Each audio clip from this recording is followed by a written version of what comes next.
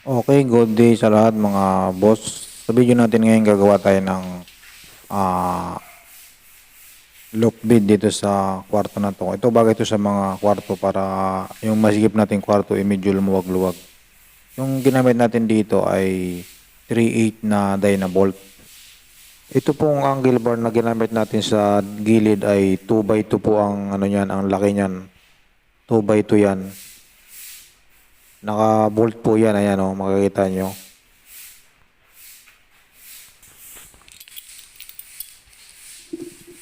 Ito yung kinabit natin sa pader, binaon natin to doon. Yan, naka-label na yung ating angle bar ngayon. Tapos, yung atin namang ginamit na drill bits na pang concrete, ay ang sukat naman niya ay 1/2. Dapat medyo mas malaki yung pambutas niya para pumasok yung ating Dynabolt. So, 1/2 yung ating drill bits na ginamit. Ayan po.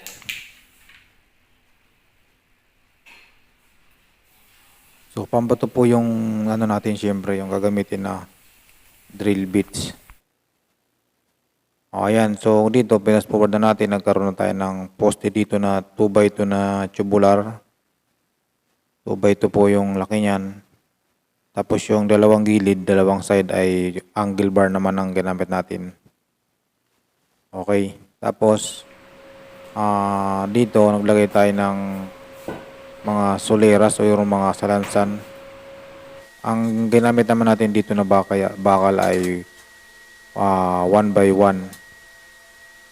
1x1. Yung katamtamang kapal lang nasa 2 mm niya tayong kapal nito or 1.2 mm.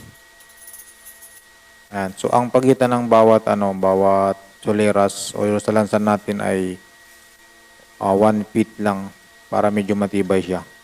Kasi hindi tayo maglalagay ng pabalagbag. Puro wala na sa mga braces. Puro diretsuhan lang.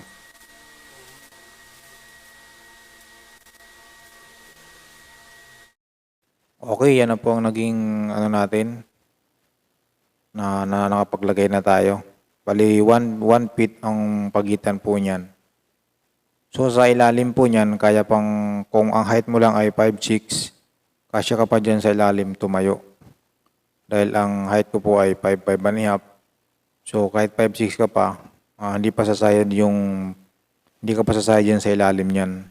Pag nasa taas ka naman, sakto lang na pagkaakyat mo, makakaupo ka pa doon, hindi ka naman babangga sa kisame. Yan, kumbaga, inansya-tansya na lang natin para magamit yung ilalim. So, yan, nakapalagay na tayo ng mga harang dito sa side, dalawang side, bali. Yan, para hindi mahulog yung tao. Okay. Ang sukat po nung bali higaan na mismo, yung lapad ay 5 feet. Tapos yung haba naman ay 8 feet. Yan po, yung higaan na mismo yan. Labas na dyan yung akyatan. Kaya maluwag po yung paghihigaan mismo. Kung dalawa kayo, medyo maluwag-luwag yan. Yan, so dito, 1x2 naman yung natin. 1x2 yung ating pinakaharang sa gilid. Ang presyo po ngayon yan ay nasa 400 yung isang piraso niyan. 1.2 mm ang kapal niyan eh.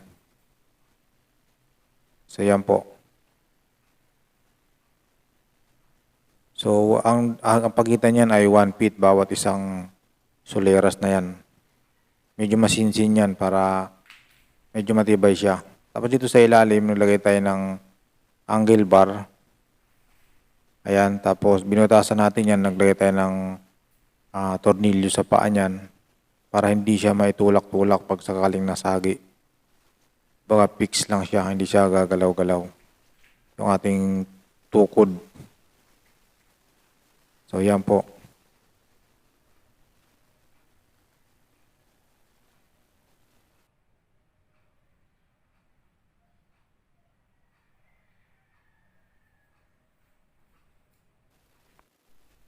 Ngayon, yung ating namang ginamit dito na hagdanan ay plywood siya na marine na plywood na 3/4 ang kapal. Bali yung pinakaibabaw niyan, mayroon siyang dalawang drawer sa ibabaw. Yan po yung So yung ilalim nito ay bakal din yung ano natin pinaka-ilalim kasi abang yan para hindi minsan kasi nagkakaroon daw ng tubig dito pag talagang masama ang panahon. Kaya yung ilalim ay bakal para hindi masira agad yung plywood. So kung bakal, medyo matatagtag siya sa tubig. Kung mabasa at pwede man naman matuyo na agad, di siya agad masisira. So ganito po pagka bababa ka na, ang lapad po ng ating apakan ay nasa 30 centimeter. Sakto lang yung paa mo na makakababa ka. Yan po. Okay, dito pinipaint na natin to para maganda naman tingin ng ating hagdanan. Tapos yung ating ilalim ng loft bed natin, meron yan plywood na marine na 1/4. Nilagyan natin ng pinakakisame niya para makinis yung ilalim. Kung mapapansin nyo, nakatayo ako sa ilalim, hindi ako sumasayad. Para pwede mong gawing or opisina yung ilalim or kung ano man ang pwede pang gawin dyan sa ilalim. Para maluwag-luwag siya. So sa ibabaw, pwede ka nang matulog doon. Pwede rin lagayan ng ibang mga gamit. Okay, dito pinaprimer na natin yung ating hagdanan.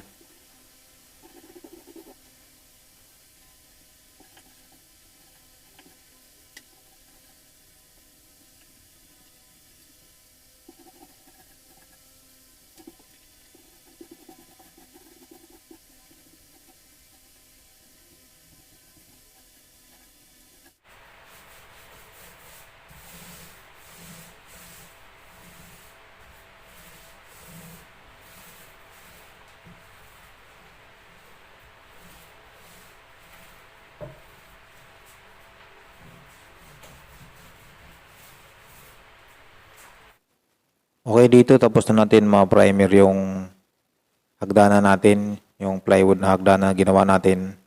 Tapos na po mga primer yan, pero hindi yan ang final pa na kulay. Ayan po.